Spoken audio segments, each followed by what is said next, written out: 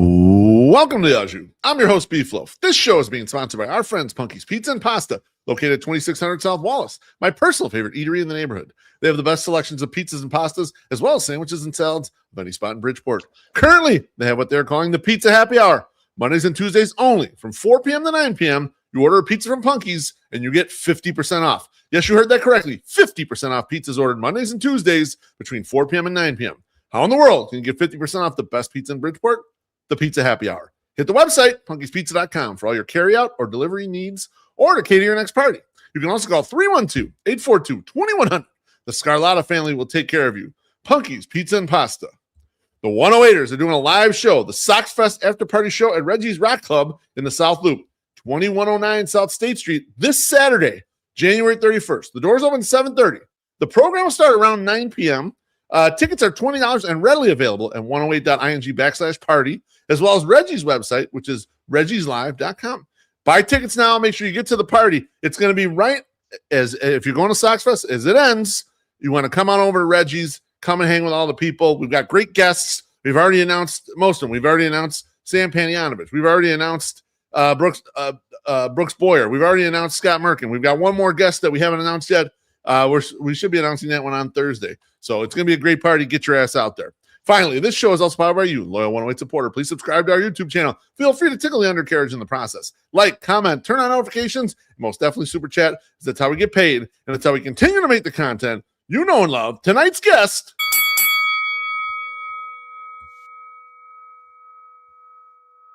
he's one of your favorite guests on the show, also one of mine. He's an agent of chaos at White Sox Twitter, also being one of the sharpest minds around. I know, thinking critically about the team. That's not to even mention his allegedly enormous genitalia. Alex Rude, welcome back to the Au, my friends. I was going to work in that you were runner-up too, but I was like, no, it flows better this way. I'm just going to leave it at Yeah, it works. I'm doing good. How are you? Really good, really good. I was glad that in between the last appearances, you and I got to have lunch. Sean Anderson happened to be there too, and it was because I was paying off a bet to him. But really good to catch up with you that time and get together. So, but you and I have not talked on here about White Sox in a while, and a lot of shit has actually happened. A rare White Sox offseason where some shit went down, and so I wanted to kind of get in with you on some of this stuff. And the first item I want to talk about is something that I think you and I have spent more brain work on than just about anyone else out here, and that is Grady Sizemore. Grady Sizemore was allowed to seek other opportunities coming into this offseason. The end of the year, Will Venable kind of just decided he was going to chop out a group of his coaches, and they're going to go out into the marketplace and try to find new ones. And Grady was one of the ones that was on the chopping ground. And he ended up as a base running outfielders coach in Minnesota. What does that signal to you about his contribution with the White Sox, Alex? What happened here? No, I don't really have any strong opinions on Grady, to be honest. I guess you could say the Sox viewed him as expendable by letting him leave so easily, but I don't really think it signals much besides Venable would rather have his own guys and just didn't really care about all the holdovers from Griffall. Also on that staff, Michael A. Taylor. Oh, I didn't realize that. That's where he went to. Okay, so he retires and he jumps on that staff there. Yeah, that was interesting because if you run all the way back to when they fired Griffall and they let Grady be the manager, it felt like, Getz and Josh Barfield and the crew there were pretty enamored with Grady, so much so that they wanted to make sure he was actually in the dugout with Will Venable's first year, because he was the offensive coordinator, if I remember correctly. It was the title they created to put him in there. I thought it was odd that it was just sort of like, all right, you're in here, we love you, and now it's just like, all right, go see what you can find out there, and not a move somewhere down in the minors or somewhere up in the office there. It was a bit curious that they fell out of love with him so fast. Yeah, it's actually really crazy now that you think about it. They even made up the fake position for him. Yeah, exactly. And then it's just like, okay, that's it. I guess maybe what we're seeing here, and this has been a Getz trait so far since he's been hired, is once he realizes something's not working the way he thought it would, he just rips the Band-Aid off and gets rid of it. I mean, they were quick to get rid of the Dom Fletchers of the world and turn those things over. Maybe he's like that with everything. Yeah, honestly, that's pretty good trait, being willing to just bite the bullet and pull the Band-Aid off. Yeah, no question about it. Now, the White Sox, I was in Vegas when this happened. The White Sox signed NPB slugger Munetaka Murakami. I was pretty hungover I slept. I was still asleep for an hour. One passing, given the thing. I rolled over in bed. Everyone else was up doing stuff, and I looked at my phone and couldn't fucking believe it. Like they had actually made the signing. Now, does it scare you at all though that the White Sox were the ones who were able to make the signing, the ones that had the model with the highest value, at least theoretical, or do you think they just made a good risk management play and said, well, the other teams are kind of ballless? Treasy said the other teams don't got balls no more. Let's take a gamble here. What do you think about the signing, Alex?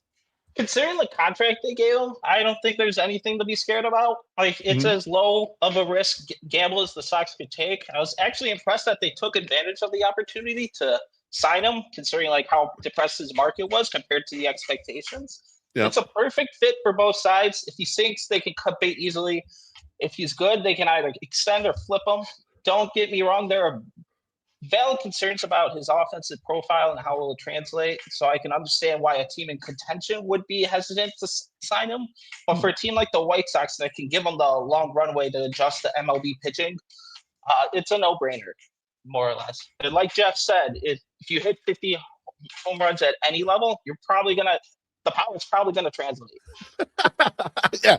Now, are you fearful, as I am a little bit, that because of the profile of the player, that Sox fans might turn on him quickly? Or do you think the goodwill of he's coming all the way from Japan and there's a little more understanding of like, hey, adjusting to the game, that sort of thing? Because this group, I remember back 15 years ago when Adam Dunn showed up and they were hostile towards Adam Dunn through that tenure.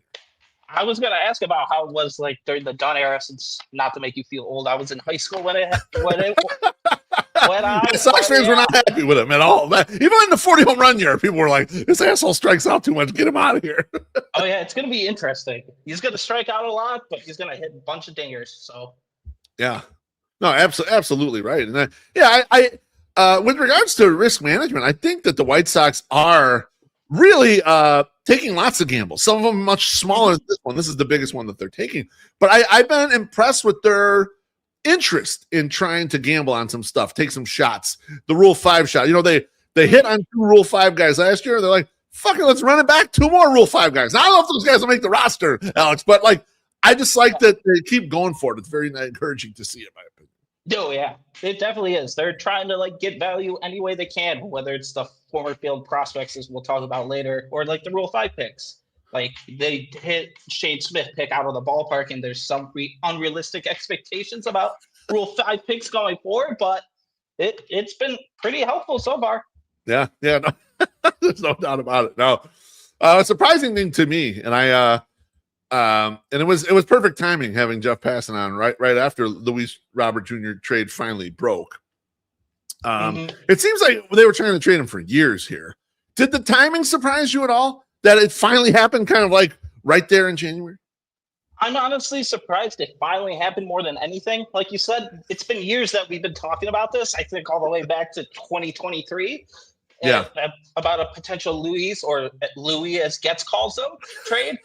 I'm glad more than anything, I'm just glad it's finally over so we can finally move on and just turn the page on the last core. As far as the timing, it didn't shock me that Luis was who the Mets pivoted to after losing Tucker. Putting him in a lineup like the Mets, it's probably the best situation for him. He doesn't need to be the first guy or even the secondary guy, with Bo being signed as well. Right. And the return was probably as good as they could get for Luis at this point without paying down the contract. So Acuna is interesting. Maybe with the consistent playing time, he shows something with the Met, but not going to set expectations too high for him. Only gripe with the return and the trade is that Acuna is out of options. I was on Roster Resource today, and the Sox are currently projected to have 6 guys that are out of options, just in the position players alone. Yeah. So I would have preferred somebody with flexibility to be able to send them down, but oh well.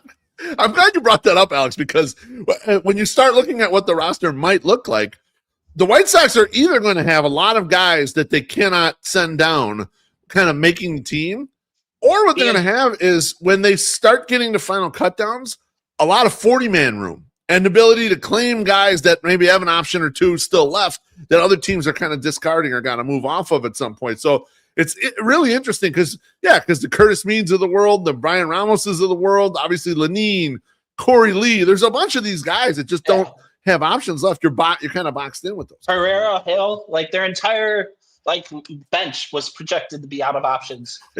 Yeah, that's right. Now, with regards to the return, I kind of like the way you put it. Like maybe you give this guy some run, and we do start seeing something out of it. What I've read about him is that the defense and speed are carrying tools in this situation, and so it's like, can he get to enough meaningful contact? It seems like he's not a guy that strikes out a ton. I think he's in like a high teen strikeout rate type guy, but it's doing something with the contact. It's apparently last year he was just an absolute ground ball machine, and that they're trying to get him to hit more line drives, trying to get him to hit for more power. There's bat speed there, but it's turning into nothing at this point. Mm-hmm. Yeah, I saw like after the trade, somebody, I think it was Meekville, tweeted out his spray chart. It's like a bunch of like ground balls, like no home runs. So welcome back, Nick Madrigal. Exactly. Except maybe he'll have the good baseball IQ, speed, and defense that Madrigal never had. Like I was hoping for that. What do you think's going to happen with him, Alex? Like right now, there's been a lot of talk. Obviously center field's opened up because Luis is gone. He's been playing outfield in the winter leagues and has played a little bit in the minors. But I was reading Joe Sheehan's newsletter, and Joe Sheehan said he would move Maidroth and Lenny Sosa, make them battle for roster spots, and give Acuna second base every single day. What would you do with him, or what do you think they're going to do with him when comes March? I don't think they'll have the confidence to actually move Acuna the second. So I think they'll just plug him in the center field. Getz has already been on record after the trade saying they're going to give him a big runway to try and prove himself. So being out of options, he's going to make the team. So yeah. I think second probably fits better more defensively, but they'll probably just throw in center. Yeah, I kind of wondered if he'll be center materially, but that they'll use the glove in a few more spots just not to lose that ability to kind of slide around everywhere and be the jack of all trades. Because as positions start getting established for these guys, that's going to be valuable to have that guy on the roster. And so I'm curious to see. But I think you're right. It's all the hitting side of it. Is he stealing the utility role from your guy Brooks? I think he is, because I think he's probably a better infielder. Brooks is a big guy, and those guys usually work a little bit better in the corner outfield spots or whatever. So we'll see. I mean, the way we're looking right now, I think Brooks is going to be playing a lot too, and that's what's kind of weird about this current team we're coming into the season. So yeah. So even leading into this trade, even before they traded Luis Robert, I've been coining it outfield chaos. The White Sox are signing fringy guys. They're trading for fringy guys. They went and got Pereira. They've got Kelenic. They've got, Tristan Peter. They got all these goofballs in camp right now that could claim a spot. Post types, out of options, everything. Where are you on the strategy of let's just throw a bunch of outfielders at the wall this year and see if any of them stick? It feels like their bullpen strategy from the past couple of years. Hopefully it works out a lot better. But yeah, it's interesting to say the least. Like I said earlier, Getz and co love taking their chances on the former top prospects. It's something they've consistently done the entire tenure. This is just being the latest example.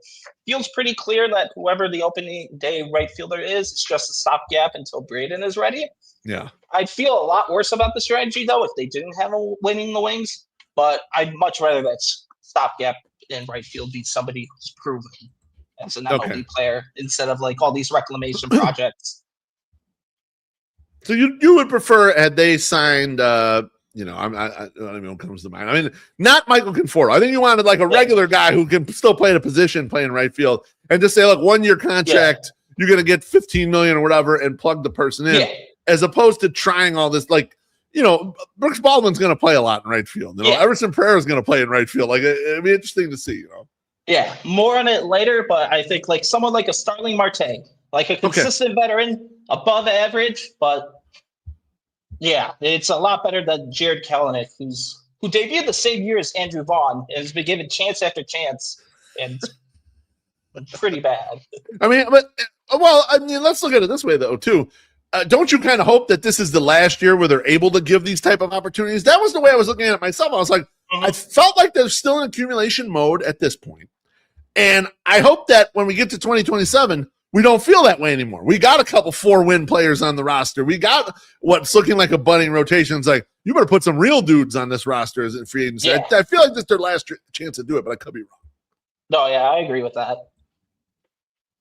Yeah, I mean, I just sort of think until someone posts 4 wins, Colson, Miguel Vargas, Kyle Teal, that's when I'll start feeling a little more serious about this roster. It still feels to me like we're still in the rebuild as much as everyone wants to be out of it after a hot July and August of last year. Yeah, still not at the fun bad stage yet. Well, I think we're getting there.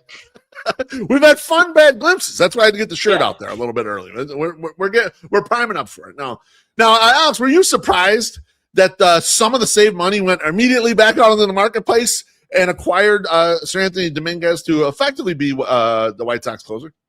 Honestly, I was surprised how quickly it happened after the trade more than anything, but I've been pretty clear in the past how I feel about the previous regime's bullpen spending, but I get why they made the move here. When we were talking heading into last season, I thought of a lot of the year-over-year gains in the win column would come from regressing the means in the one-run games because they were awful under Grifol, and boy, was I wrong. They somehow got worse. I didn't even think that was possible, but it happened. I'm sure a phrase we'll hear a lot in the coming year is how this group is learning to win. I'm pretty sure Jeff even mentioned it on your pod last week. It's going to be a big buzzword, and it's pretty hard to learn how to win when they're consistently blowing leads late in the game. So I understand why the front office would want some certainty at the end of games here. Yeah, I wonder how much of it, Alex, do you think it's that, but it's also sort of a comfort to the roster. Like, it's one less thing Venable needs to be thinking about on game day because he knows he's going to give the ball to that guy if we got a lead at the end. It's an assurance to these younger guys, like learning to win part, but it's like gotta be so frustrating for these kids to play a good game and then have it go away in the end. It's like a little bit of like a build your confidence type thing, even though it's not on the same side of the ball as the position players. Yeah, exactly. Now, $10 million, that's not a ton of money, but it's also a lot for a team that's rebuilding. Like, $10 million is like, I don't know what that is, second on the team or third on the team in actual salary there. And are you under the assumption, too, that Dominguez is out of here, by July 31st this year? Maybe we'll see how he performs. I think they might hold him till the offseason just in case there isn't that much of a market, but it's a reliever. Like, dime a dozen, you could probably flip them if there is a demand there, but we'll see. Now, going down this path here, we did an entire podcast a couple years ago about the Jimmy Lambert theory, and what I want to ask you right now is: so you solidify the closer spot, you added a veteran who can throw a lot of innings, lefty Sean Newcomb, who I don't think is going to be in the rotation. I think they're going to figure out a way to have him not in the rotation, even though he's fucking competing for it. So you're solidifying a little of the bullpen. Are you okay, Jimmy Lambert theory, with if Jordan Leisure shows up and is awesome, and if Grant Taylor shows up and is awesome? Are you okay trading them off of this roster, or would that not apply to them? Leisure was the first one that came to my mind. I think if Leisure shows any flashes, you could definitely flip them. I think they have bigger plans for Taylor, so I'm not sure they'll be comfortable flipping him at this point. I think they're trying to do their classic, we could just develop him in the bullpen into a starter, like Crochet and they did with Crochet and Sale. But we'll see on him. I wouldn't mind selling high, but I don't think the front office would. Okay. You think that too, that maybe that Dominguez has given them the latitude then to really use Grant Taylor in the multi-inning role and not have to rely on him to be closing games. They could pick their spots with him and say, okay, today's the day you're going 2 innings and start to stretch him out. I wondered how much of it that was going to reflect on this. I guess we'll see how the usage works, but that came to my mind too, is they're a little freer to use him in certain ways and it don't have to wait, if we have a lead, we better not use this guy just yet. Mm-hmm. Same with Newcomb. You can use him in the multi-inning role once he loses his starting spot. And of course you have Mike Vassell, and I mentioned to Treasy that they're accumulating a lot of these guys that are the multi-inning reliever guys, and I understand some of it is just we have a scary thin rotation, and we don't know who's going to be making starts some days, and we better have this extra powder back here. Some of it to me though feels that's like manufacturing a fifth starter out of bullpen guys. It's hey, we just got all these guys we trust. Let's throw these guys at it. I mean, can't be any worse than Jonathan Cannon. Few are. Yeah, that's a few are. Now, Alex, what would you do with the remaining theoretical $10 million? You cut off $20 million, well, 22 really with Luis because you don't have to do the buyout either. $22 million from not having Luis here anymore. You spent 10 on Seranthony Dominguez. There's 10 to 12 million left in theory. What are you doing with that money if you had the choice? In the lead up to this for prep, I actually did the unthinkable, listened to a bunch of White Sox podcasts to hear some thoughts. Connor and Chuck on the SZN White Sox pod actually had this discussion in their post-release trade pod. And Connor sold me on his plan. Like I mentioned earlier, I'd like to add a veteran outfielder to this group of misfits that they currently have out there.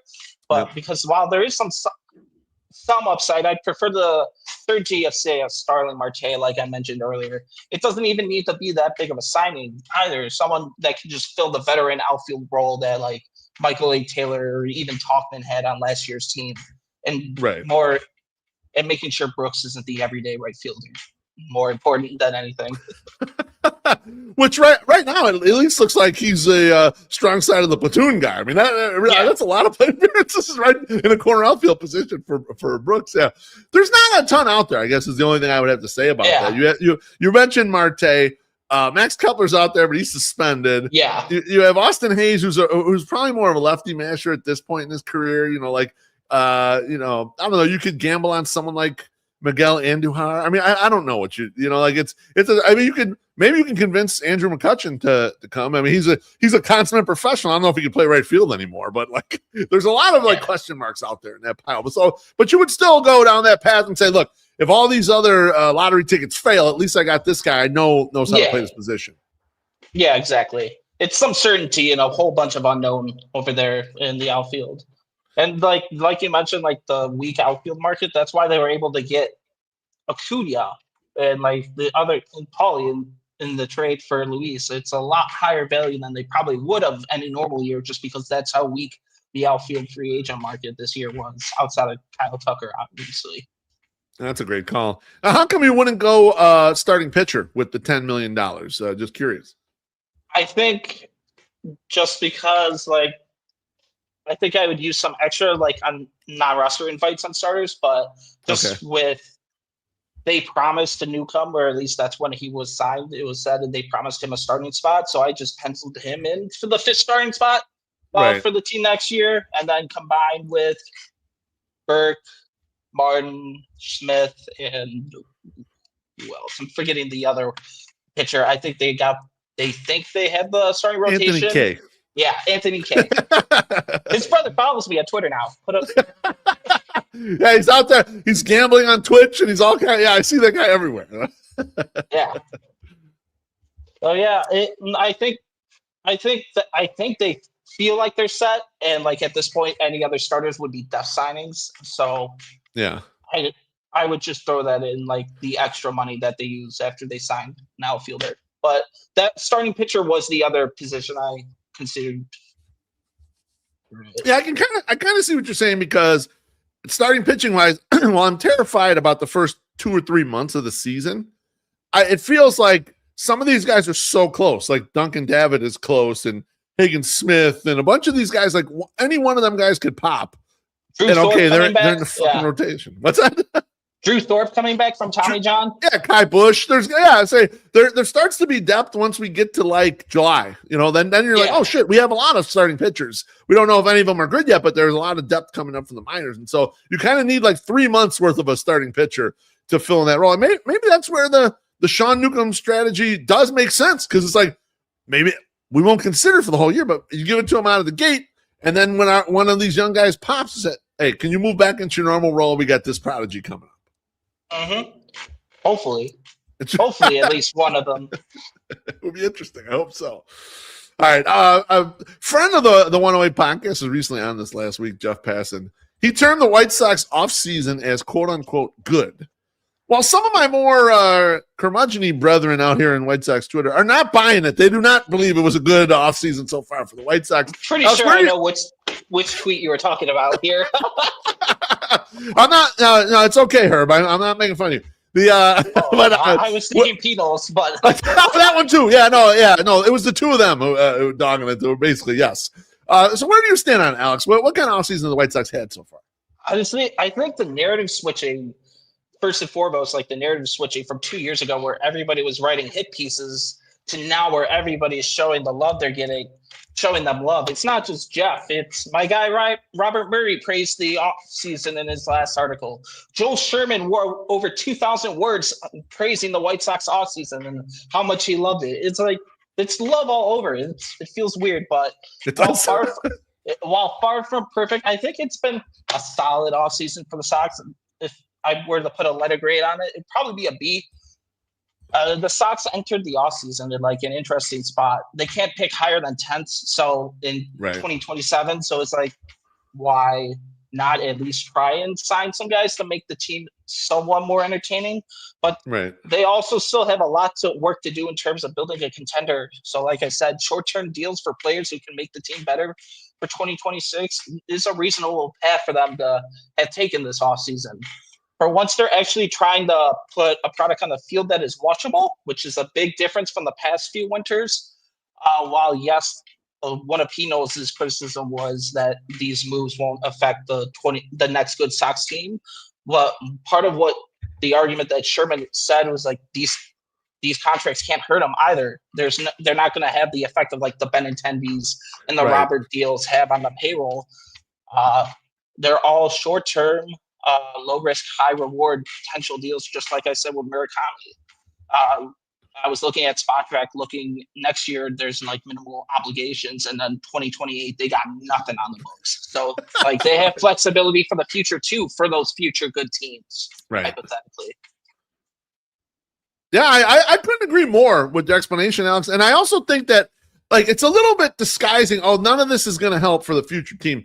I think on two areas it can help. One, dipping your toe into some of these waters here can help inform future opinions about how to do this. So like the Murakami thing from the perspective of like, oh yeah, they're the highest bidder and this guy could crash out and he might be terrible. Fine. That's a risk willing to take because you're going to learn a lot about that marketplace, valuing those players, being the high bidder. You're going to learn a lot about how to market a player from Japan to our fans and see if you can turn it into more revenue. Like there's a lot of stuff that can be gained from taking some of these shots. And also we mentioned it early on, you got the 6 guys with no options left. Right. But I like that sort of gamble today.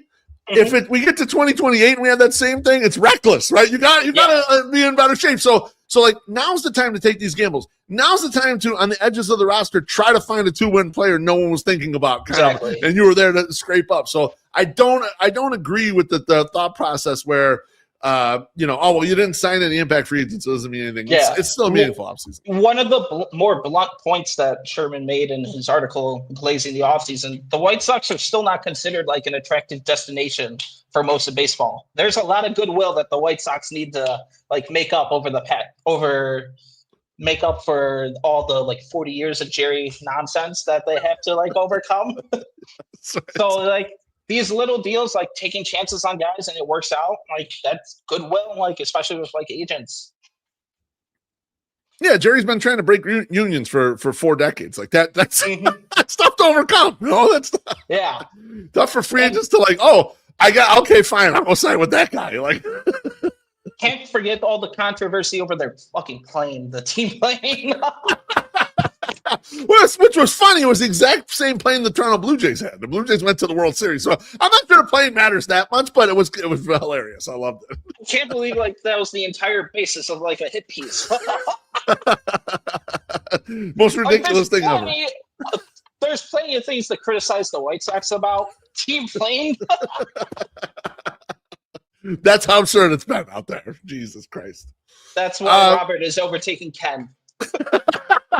Yeah, that's true. That was absolutely true. But one last thing on this White Sox team. There's been a push and pull in the fan base on contention. Some think that, spending a lot more right now is the way to do it. Try to become a wild card team immediately. Others are more thinking about they should be accumulating. Try to keep accumulating talent. Where do you stand on kind of their point in contention as we sit right now in Jan of 2026? Well, there's been a lot of good to take from the last year and reasons to be optimistic looking forward about the White Sox. I'm not sure they're ready to contend this year, even if they tried a bunch of patchwork signings and trying to fight for a wild card spot. Like they're going to be a lot of fun to watch. Don't get me wrong, but they lack the top of the rotation starters to go along with Shane Smith, and they lack the depth that is needed to weather the storms of any injuries that come up like during the season. One of the things that went really well for the Sox this past year was that for the most part, everybody they brought up was stayed healthy. If somebody has to go on the IL for like 2 weeks to a month, who are they replacing them with? Brooks Baldwin and Jonathan Cannon? That's such a drop off. Like even if you think about the 2021 White Sox, like they even had like the best years out of like Adam Engel, Gavin Sheets, like Brian Goodwin came in and was productive. Like they had a bunch of depth that Jake Lamb, like weird guys that they signed. You remember Mercedes God run at the beginning of the season? Yeah, absolutely. Even the 2022 year, they had Cueto. Like when they were like 500, they had Cueto like carrying the pitching staff. Like it's a lot of depth that they currently don't have, and in the upper minors of the system. If as far as what needs to happen for me to buy in moving forward, I'll echo what Jeff said last week. The biggest thing they need is one of Hagen, Schultz, or even McDougal to rise up and cement themselves as a potential top of the rotation starter. Besides them, probably Braden establishing himself as a guy in the Sox finally solving right field, and just continued progression of the guys like Bonnemer, Carson, etc. throughout the system.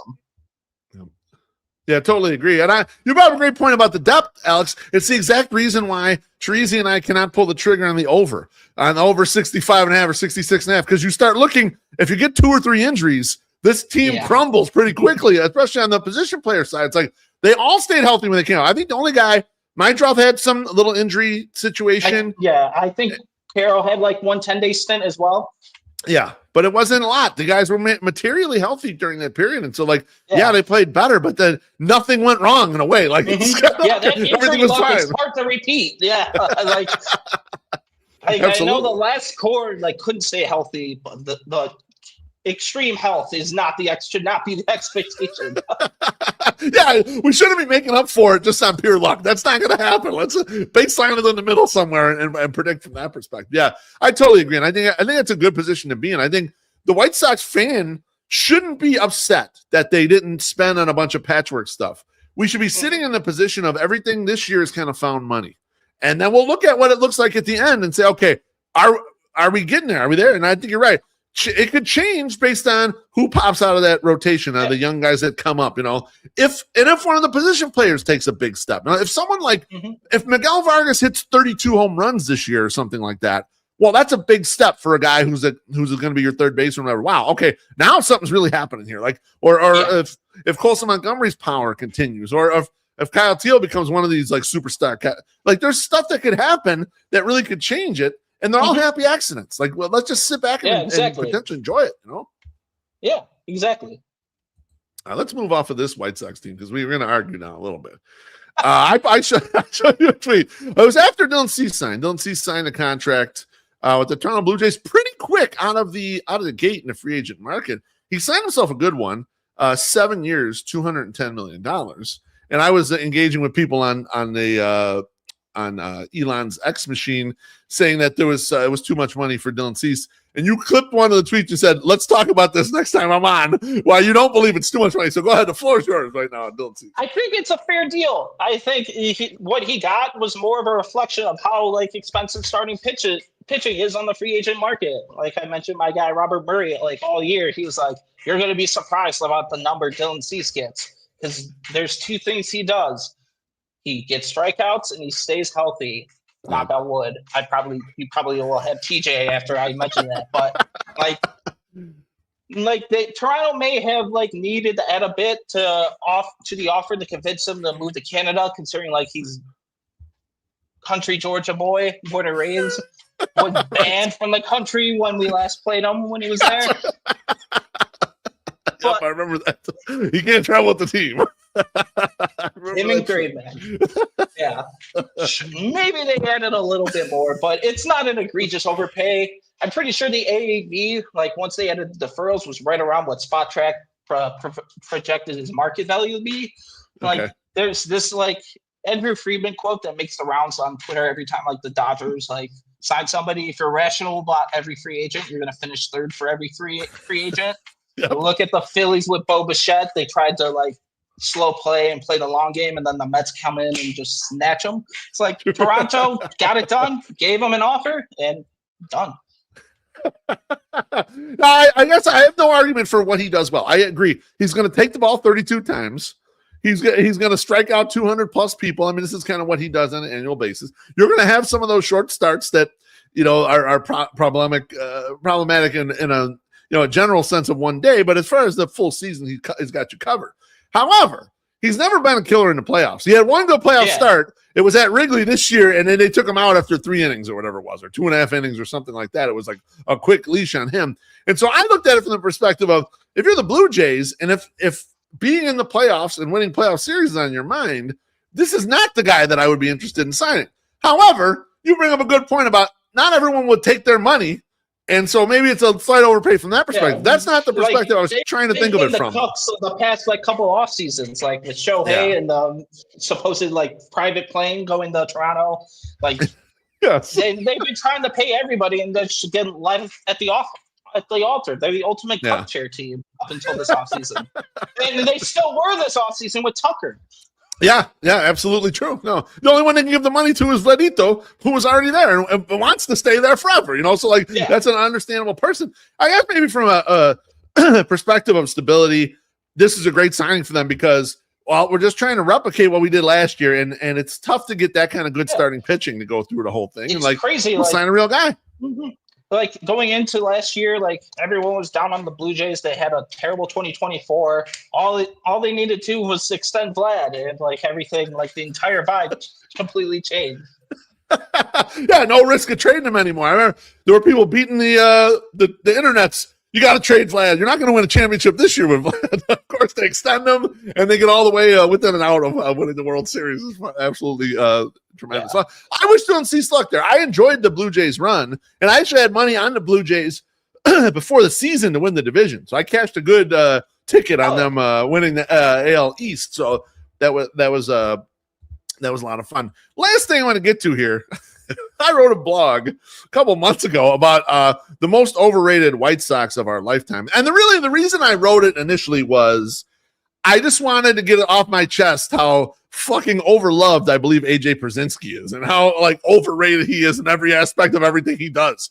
Even now watching him on whatever fucking show he's on, Foul Territory, whatever it is, everything that comes out of his mouth, I'm like, you did not put in any work to this. You just blabbed some bullshit and you're feeding into the lowest common denominator. I can't stand it, And I liked AJ as a player, but I think everyone liked him way more than me. So I thought, okay, I'm going to write a blog. I just want to get this off. And as I started going down the list, I put names out there, and people had a lot of problems with names, particularly 2005 names. Alex, why do you think that I was right at the spot on, or maybe a little not high enough on Joe Crede being a super overrated player? I mean, outside of 2 weeks in 05 in the ALCS World Series, he's been nothing but solid. I never really put any thought into it, but until your blog, but the way people were replying to the blog and even subtweeting you was it was insane.